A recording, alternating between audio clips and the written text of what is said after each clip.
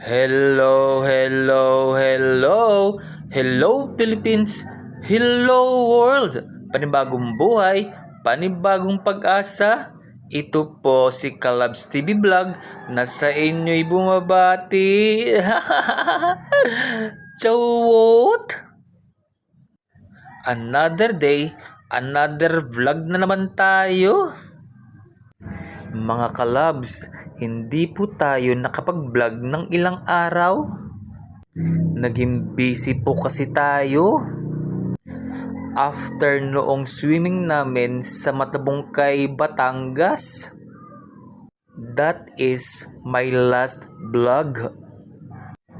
Tapos sinoknok pa ng itlog. Kahapon.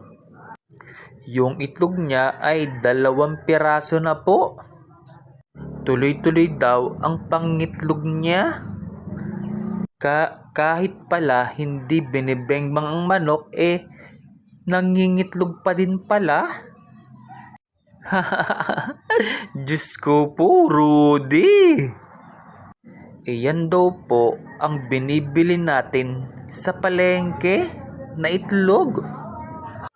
Ngayon ko lang nalaman iyon. Pwede pala yun? Another learning na naman sa akin yun. Charot! Balik tayo sa paggawa. Diyos ko po, Rudy. Ayan, sinimulan ng gawin ang tindahan. Ang gumagawa ay si Michael. Sa kanya ako nagpagawa ng tindahan. May piso net na akong ilalagay rito.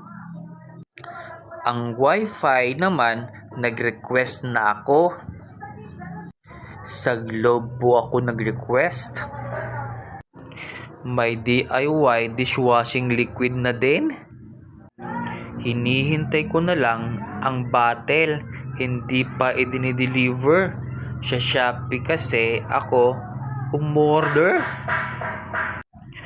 Kung ano man yung mabili na kaya kong ibenta, bibilhin ko. Ay yung kaya ko lang naman. Alam niyo naman po na stroke po tayo. Tsaka malaking bagay po sa akin ang magiging benta ng tindahan. Ang kikitain ko po dito ay pang-therapy ko po sa stroke. Para maging normal na po ako. Yun po ang isa sa panalangin ko kay Ama. Ang gumaling ako sa stroke ko. Alam niyo naman ang kwento ng buhay ko, di ba? 4 years na akong stroke, magpo-4. Hirap na po ako kaya po nagsusumikap ako na gawin ang mga bagay na ito para po sa sarili ko. Itutuloy po natin ang kwento ko next vlog po natin. At meron lang po akong isi-share sa inyo.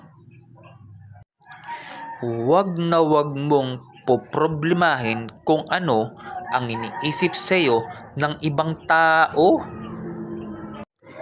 Dahil ang mahalaga ay kilala mo ang sarili mo. At hindi mo kailangan ipaliwanag iyan kahit kanino. Kaya chill ka lang. Lalo na kung wala kang ginagawang masama. O paano, hanggang dito na lang.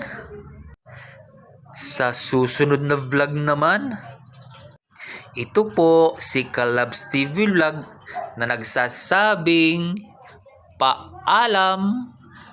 Bye-bye. Very good.